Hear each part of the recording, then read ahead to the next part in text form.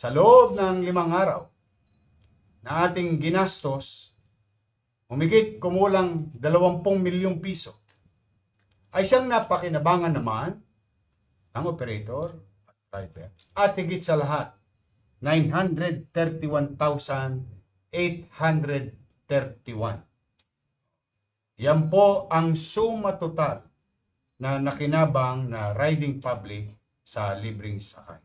Sa pamilya ng mga operator at driver, I hope nakapagbigay din kami ng kapanatagan at kaluwagan sa panggastos ninyo sa araw-araw. Ang tabayanan ninyo, mga batang Maynila naman, mga tao sa Maynila, mananay ko, tatay ko, lolo't lola ko, lahat ng bumibili ng pandilimon, monay, putok, Spanish bread at higit sa lahat ay pandesal. Meron po kaming update sa inyo.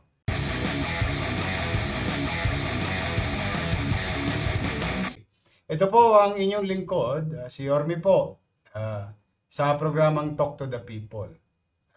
Ito po ay programa ng Manila Public Information Office kung saan dito po ay nilalahad namin ang mga updates from the city government itself sa mga nagaganap at magaganap sa ating lungsod. Ngayon po ay holiday, pero napakalagang holiday po ito. Nais ko pong batiin ang mga hero ng ating bansa. Dahil ngayon ay kinikilala ng Estado ang kanilang kagitingan. Para tayong mga mamamayan ngayon, sa kasalukuyan ay patuloy na nagbebenepisyo sa malayang bansa o demokratikong pamamaraan ng pamahalaan. Kaya maraming salamat sa ating mga bayani. Pero higit sa lahat, ang makaka-appreciate siguro nito ay yung mga pamilya ng mga bayani. Maraming salamat sa inyong pamilya. Siya naming napapakinabangan ngayon itong ating bansa, ang patuloy na malaya. Araw ng kagitingan, araw ng pagkilala sa inyo. At dahil dyan, itinawag ko na rin po na ngayong araw na ito, ipagpasalamat sa isang matagumpay na programa na ginawa ng inyong pamahalaang lungsod. Dala ng krisis na ito na nagbibigay ng hirap o dagdag atangin.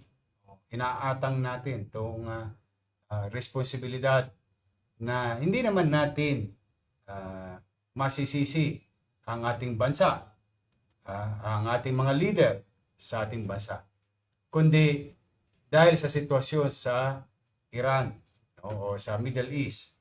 Kaya tayo naapektuhan, hindi lang ang Pilipinas, hindi lang ang Maynila, kundi ang buong mundo.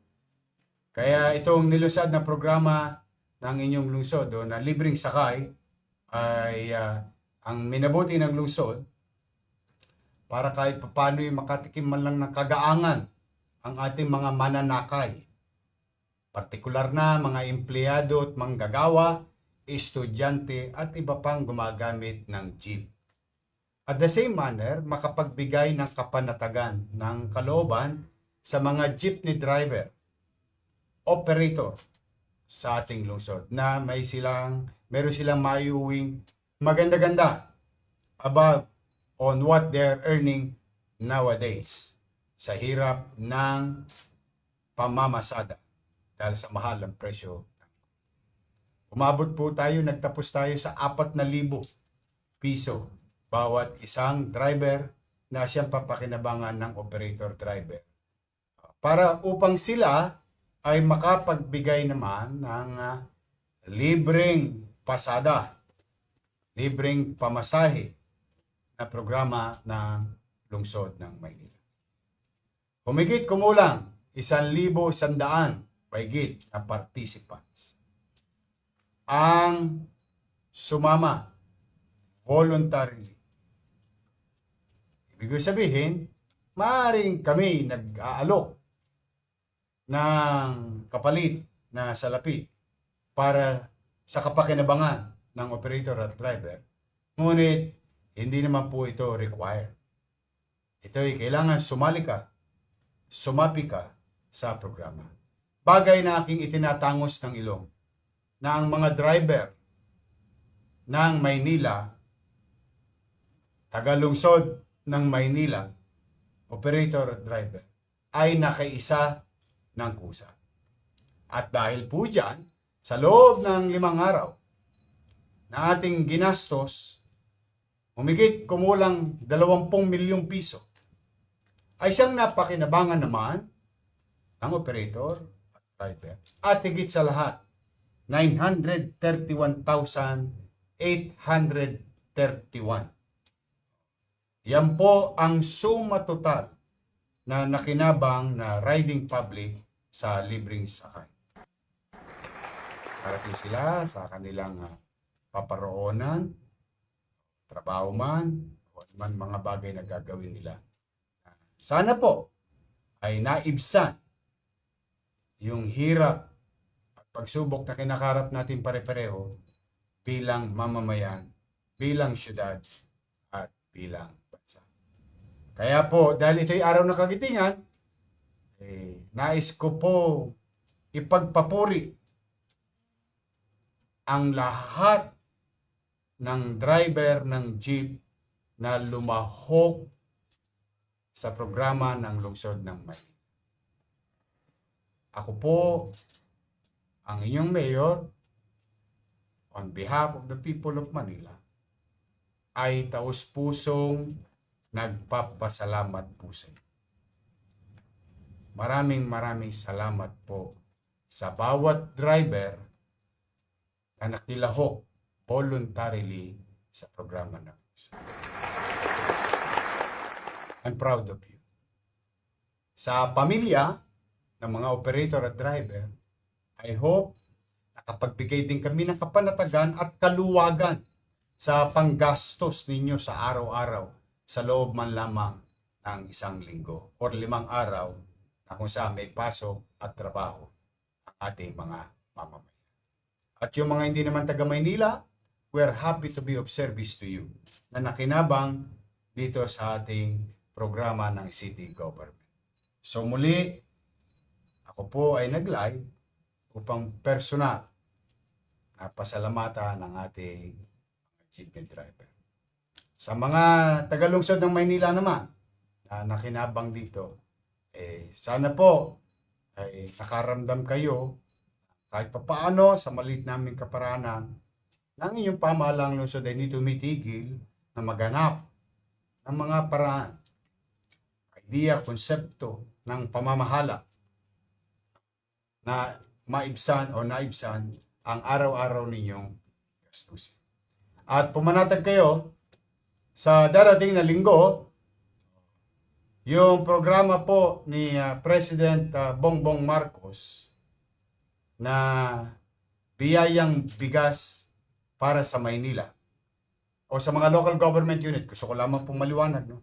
Hindi lamang po ito mangyayari sa Maynila. Mabilis lang po ang pamahalang lungsod ng Maynila na ipatupad ito sapagkat nagawa na po natin ang mga alituntunin. Nasunod na po natin ang mga alituntunin o requirements ng batas.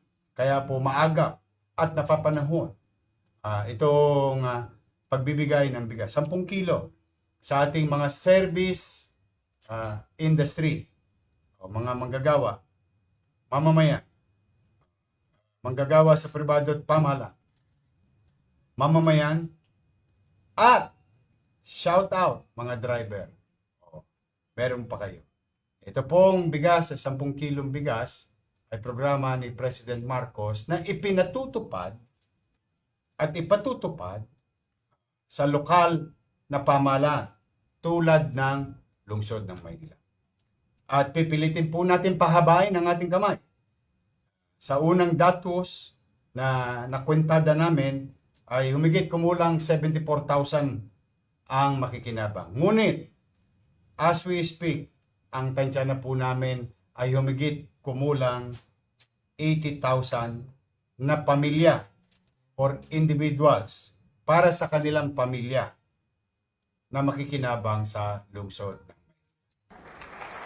Tapos naman, ang tabayanan ninyo, mga batang Maynila naman, mga tao sa Maynila, mananay ko, tatay ko, lolo't lola ko, lahat ng bumibili ng Pandilimon, Monay, Putok, Spanish Bread, at higit sa lahat ay Pandesal. Meron po kaming update sa inyo. Katatapos lamang po ng aking pagpupulong, konsulta, at pagkikipagkaisa sa ating mga local community bakery. Madalit salita, tulad na sinasabi ng mga tatay natin, panaderya, no, sa ating lungsod. I-update ko po kayo dyan dahil na-finalize na po namin kung ano ang sa tingin ng ating mga panaderya ang makabubuti para sa kanila. At siya namang hiningi kong garantiya na makabubuti sa pangkalahatang bumibili ng ating mga Filipino basic bread.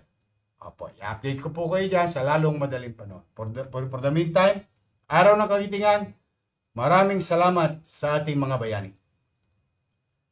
Sa magigiting nating bayani. Maraming salamat sa kagitingan, lakas ng loob at paniniwala ng mga driver na makisapi sa programa ng Lungsod ng Maynila ng libreng sakay para sa ating mamamayan. Kayo'y mga magigiting na driver. Sa inyong pamilya, masaya ako para sa kanila. Sa mamamayan, I'm happy to be of service. I hope we did service. We did deliver service. At pumanatag kayo, hindi po tayo titigil na mag-isip ng mga maliliit nating kaparanan na idea na malaking numero ng mamamayan ang makinabang. So hanggang dito lamang po muna. Ito po ang inyong lingkod. Si Yorme po ay nagsasabi, sana muli ay nasa mabuti kayong kalalagayan at pagpalain nawa kayo ng Pong Manila. God first.